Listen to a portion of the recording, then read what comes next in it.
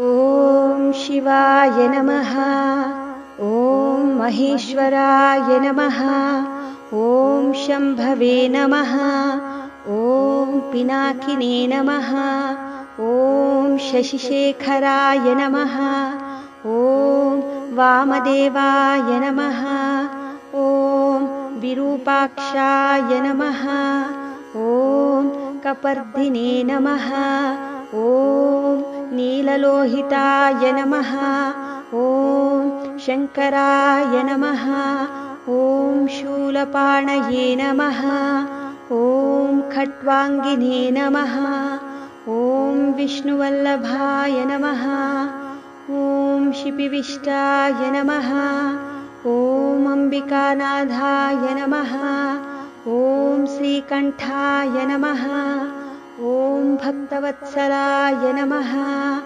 ॐ भवाय नमः। ॐ शर्वाय नमः।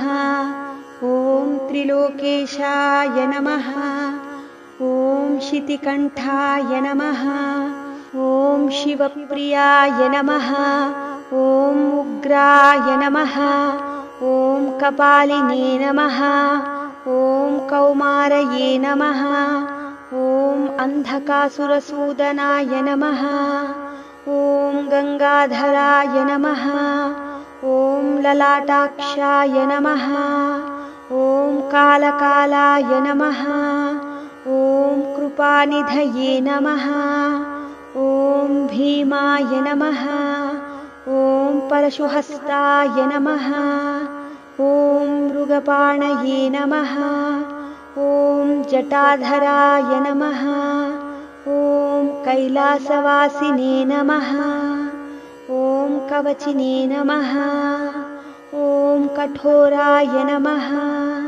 ॐ त्रिपुरान्तकाय नमः। ॐ वृषाङ्काय नमः। ॐ वृषभारूढाय नमः। ॐ भस्मोद्दूलितविग्रहाय नमः। ॐ सामप्रियाय नमः। ॐ स्वरमयाय नमः। ॐ त्रयीमूर्तये नमः। ॐ अनीश्वराय नमः।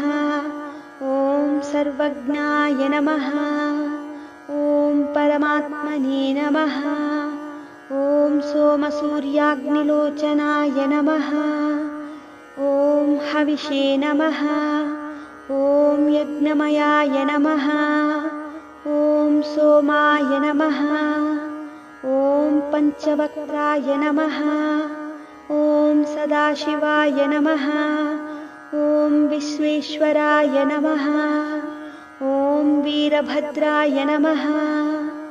ॐ गणनाथाय नमः। ॐ प्रजापतये नमः। ॐ हिरण्यरेतसे नमः। ॐ दुर्दर्शाय नमः। ॐ गिरीशाय नमः। ॐ गिरिशाय नमः।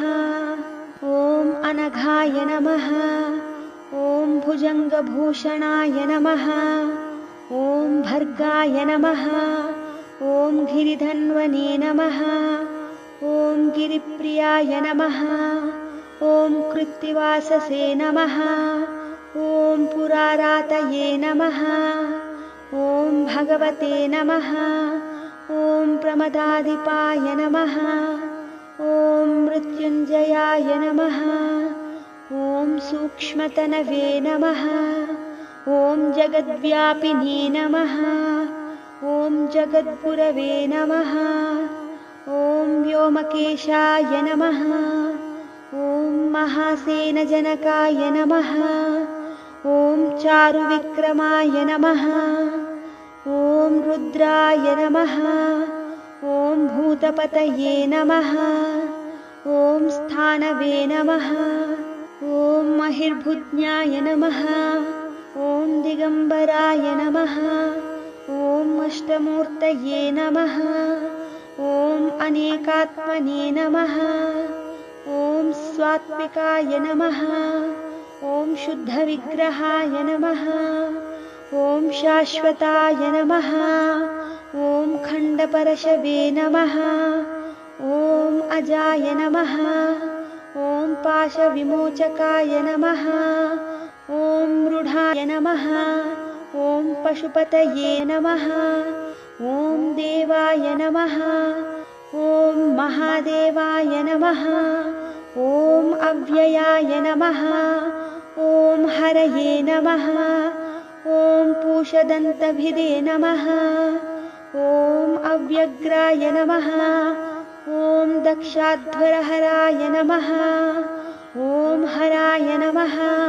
ॐ भगनेत्रभिदे नमः। ॐ अव्यक्ताय नमः। ॐ सहस्राक्षाय नमः। ॐ सहस्रपादे नमः। ॐ अपपर्गप्रदाय नमः। ॐ अनन्ताय नमः। ॐ तारकाय नमः।